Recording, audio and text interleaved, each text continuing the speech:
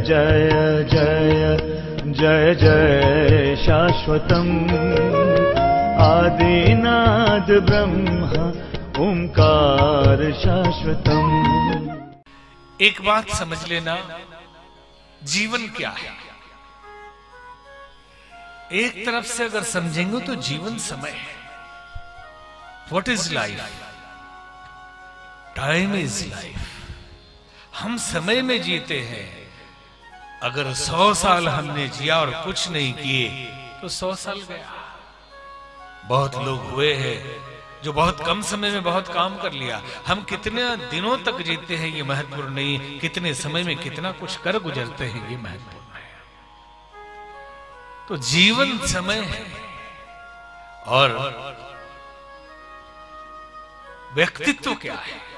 समय के उस जीवन में, शरीर के ढांचे में जीता कौन है? साधु है, संत है, इंजीनियर है, डाकू है, क्रिमिनल है, शरीर तो सबका एक ही जैसा है। और बड़े भाग्य मानुष तन पावा, वही वाला शरीर है। सुर दुर्लभ सदग्रंथ न गावा, वही वाला शरीर है। चोरों के पास भी, क्रिमिनल्स के पास भी, संतों के पास भी, ऋषि मुनियों के पास भी, सिद्धों के पास भी उस शरीर में कोई फर्क नहीं। फिर फर्क क्या हो गया? उसके अंदर जीता कौन है? विचारों का खेल सारा जीवन है। विचारों से व्यक्तित्व बनता है। विचारों से व्यक्ति अत्याचारी, आताताई और संत ऋषि मुनि बन जाता है। बुरे विचार हो तो बुरा बन जाता है और सद्विचार मिले तो अच्छा बन जाता है। मनुष्य अपने आप में कुछ नहीं होता। जिन विचारों के संपर्क में हम रहते हैं और वो विचार दृढ़ होने लगते हैं तो हमारे क्रियाकलाप और हमारा व्यक्तित्व वैसा ही बन जाता है। चिंतन से चरित्र बनता है और चरित्र से व्यवहार होता है। इसलिए कथा विचारों का प्रवाह है कि हम अच्छे विचार सुने और वो हमारे व्यक्तित्व को बदल दे। कथाएं चलती है टेलीविजन में भी, गांव में भी, नगरों में भी। कथा की महिमा भी सुनाई जाती है। लेकिन कई लोग कहते हैं कि इतनी कथा होने के बाद भी बहुत प्रभाव क्यों नहीं पड़ रहा, लोग बदल क्यों नहीं रहे? सच्चाई तो यह है कि कथा हो रही है इसलिए इतने बदले हुए हैं, नहीं तो और कुछ होता। कोई मरीज डॉक्टर से कहे कि आपकी दवाई खाएं तब भी इतनी तकलीफ है, बोले दवाई खाए इसलिए इतनी ही है। अगर दवाई न खाई होती तो कुछ और हो गया होता। इतनी ही है क्योंकि आपने दवाई खाई है। तो कथा कैसे सुने? कथा केवल भाषण नहीं है नेताजी का, यह भगवान का एक अनुष्ठान है। 9 दिनों तक पूजा पाठ, जैसे आवाहन किया गया हनुमान जी का, सभी देवताओं का, अब रोज विराजमान रहेंगे।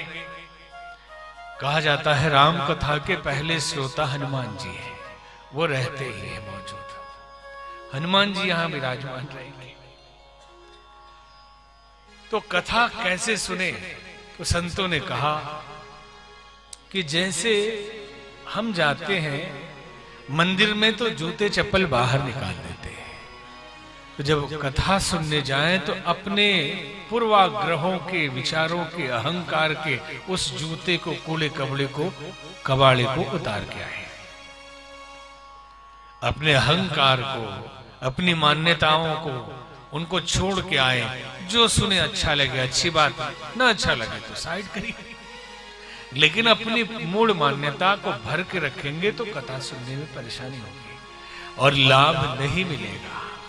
गोस्वामी जी ने लिखा कथा का लाभ कैसे मिलता है और कथा कैसे सुनना चाहिए।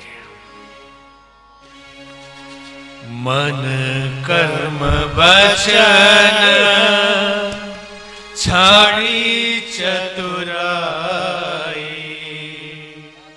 भजत कृपा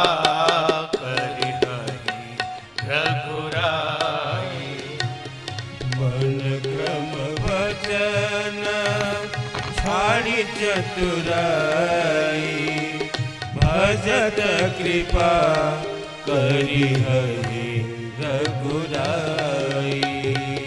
मन कर्म वचन छाड़ी चतुराई मन क्रम भजन छाड़ी चतुराई भजत कृपा करि हहि रघुराई।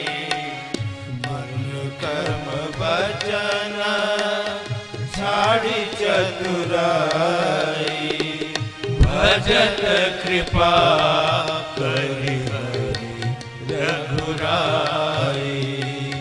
भजत कृपा करि हरि रघुराई। मन से, कर्म से और वचन से चतुराई छोड़ दे तो भजते ही भगवान की कृपा होगी। तो आप कहेंगे कि क्या हम भजन में चतुराई करते हैं? हम लोग तो भजन करते हैं, माला जपते हैं, पूजा करते हैं, कोई चतुराई तो नहीं करते। लगता है चतुराई नहीं करते। भगवान बार बार कहते हैं, निर्मल जन मन सो मोहि पावा, मोहि कपट छल छिद्र दुरावा। निर्मल मन हो जाए तो बिना भजन के भी मैं मिल जाऊंगा। सारी तपस्या, सारी आराधना, सारे पूजा पाठ इसलिए तो है कि मन निर्मल हो जाए, चतुराई हमारी निकल जाए, हम बालक जैसे हो जाए। जैसे भगवान ने भेजा था ज्यों की त्यों रख दीनी चदरिया। जैसा ईश्वर ने भेजा था वैसे ही अगर हम रहे, लेकिन संसार में आकर इतनी चालाकी, इतनी बुद्धिमानी, इतना तिकड़म, ईर्ष्या, द्वेष, घृणा, कलह, इतने विकार भर जाते हैं कि भगवान नजर नहीं आते। तो कहते हैं कि चतुराई छोड़ के कथा सुनने आइए तो भगवान की कृपा तत्क्षण होगी। बहुत तरह से लोग चतुराई करते हैं, मन से, कर्म से, वचन से। जैसे कई लोग बोलेंगे अरे सब तो आप ही की कृपा है। कई लोग कहेंगे अरे सर आपके ही सहयोग से सब हमारा काम चल रहा है। पीछे कहेंगे ये इनसे कुछ हुआ है, सब हमने कर लिया।